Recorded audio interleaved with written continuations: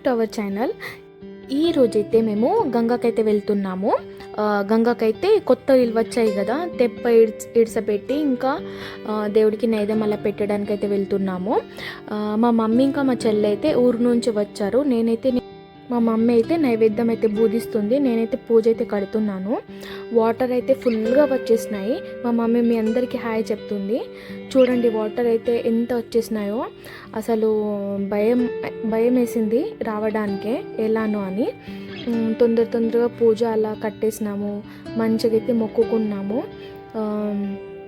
అసలు దీపాలు వెలుగుతూనే లేవు. కింద గంగ దగ్గర వెళ్ళైతే వెలిగిస్తాము. చూడండి, ఒకటైతే మీకు చెప్పాలనుకుంటున్నాను, ప్లీజ్ రాంగ్ వేలో అయితే తీసుకోకండి. ఇలా గంగ పక్కకి మొత్తం క్లాత్స్, మొత్తం దేవుడి ఫోటోలు ఇవన్నీ పడేసిండ్లు కదా, దేవుడి ఫోటోలు కూడా ఒక పక్కకు వేయండి. ఇలా మొత్తం ఇలా పడేయకండి. నిజంగా మొత్తం అవి ఇట్లా కాళ్ళలోకి వచ్చేస్తున్నాయి.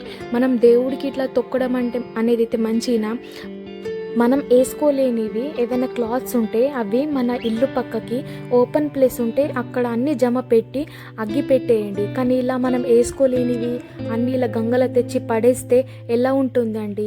అవి అసలు కాళ్ళ కిందికి వస్తున్నాయి కదా, నడవలేకపోతున్నాము. అంత ఇట్లా చిరాకులేస్తుందండి. ఎలా అనిపిస్తుంది అలా గంగలో? ఎంత గంగ అంటే పవిత్రమైన ప్లేస్. ఇలా చెయ్యకండి నెక్స్ట్ టైం అయితే. ఈ వీడియో ఎవరైతే చూస్తున్నారో ప్లీజ్ వాళ్ళైతే మారండి అనుకుంటున్నాను, నేను నా తరపున చెప్తున్నాను. మమ్మీ అయితే ఇక్కడ మట్టి శివుడి విగ్రహం అయితే చేసింది.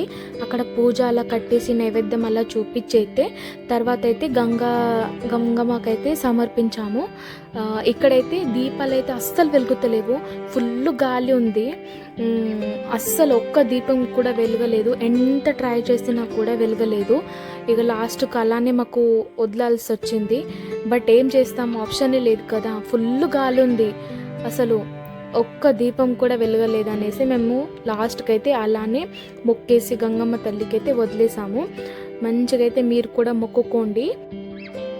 2 days అయితే మంచిగా ఫుల్గా వర్షం పడ్డది కదా, దాని గురించి అయితే మొత్తం మట్టి అంతా స్మూత్ అయిపోయింది. ఎక్కడ కాళ్ళు స్లిప్ అయిపోతుందని అయితే భయం వేస్తుంది. దాని గురించి అయితే జాగ్రత్తగా అయితే వెళ్ళాము లోపలికి. వాటర్ కూడా కొంచెం పెరుగుతున్నాయట. ఇక్కడ మార్నింగ్ వచ్చిన వాళ్ళు అయితే చెప్తున్నారు. మా అమ్మ అయితే తెప్ప అయితే ఇడుస్తుంది చూడండి. తర్వాత అయితే నేను కూడా ఇడిచాను. నా తెప్ప కూడా మంచిగానే వెళ్ళింది చూడండి. నేనైతే తెప్ప ఇడడం అయితే ఫస్ట్ టైము. మమ్మీ వాళ్ళు మా అత్తయ్య వాళ్ళే ఇలా చేస్తారు, బట్ నేను ఫస్ట్ టైం అయితే ఇలా చేశాను.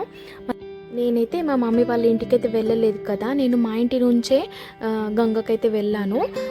సో మా చెల్లి అయితే ఒక వీడియో చేసింది, మా నాన్న ఇంకా తాత గిట్లా తెప్ప అయితే ఎలా చేస్తున్నారు అని. చూడండి, నేర్చుకోవాలి. ఎందుకంటే ఎప్పుడు కూడా మనకు సొంతంగా రావాలా ఈ తెప్ప అనేది. ఎందుకంటే ఎప్పుడు కూడా గంగ దేవుడికి పోయినప్పుడు కంపల్సరీగా తెప్ప అయితే ఇడాలి. మా మమ్మీ నేను కొంచెం ఫొటోస్ అలా అయితే తీసుకుంటున్నాము. చూడండి, మేము ముగ్గురు కలిసినామా, ఫుల్ జోక్స్ ఉంటాయి. రియల్గా నవ్వి చేస్తాము మేము ముగ్గురం కూడా. అంత జోక్స్ అయితే మా మధ్యలో. మా చెల్లి అయితే ఇక్కడ నాకు ఒక వాటర్ బాటిల్లో గంగ నీళ్ళు అయితే నింపిస్తుంది. ఎందుకంటే మళ్ళీ ఈ వాటర్తోని దేవుళ్ళు అయితే కడగాలి మనం, మంచిగా ఉంటుంది అట. దాని గురించి అయితే ఇక్కడైతే తినడానికైతే ఫుల్గా అయితే తెచ్చుకున్నాము, బట్ తినలేకపోయినాము. ఎందుకంటే 2 days నుంచి ఫుల్గా రెయిన్ ఉండే. అస్సలు మొత్తం ఎక్కడ చూసినా కూడా అస్సలు ప్లేస్ లేదు కూర్చోడానికైతే. దాని గురించి మేమైతే కొంచెం స్నాక్స్ అలా తినేసి అయితే బయలుదేరాము. మా చెల్లికి అయితే తినిపిస్తున్నాను, మా మమ్మీ జోక్లు వేస్తుంది.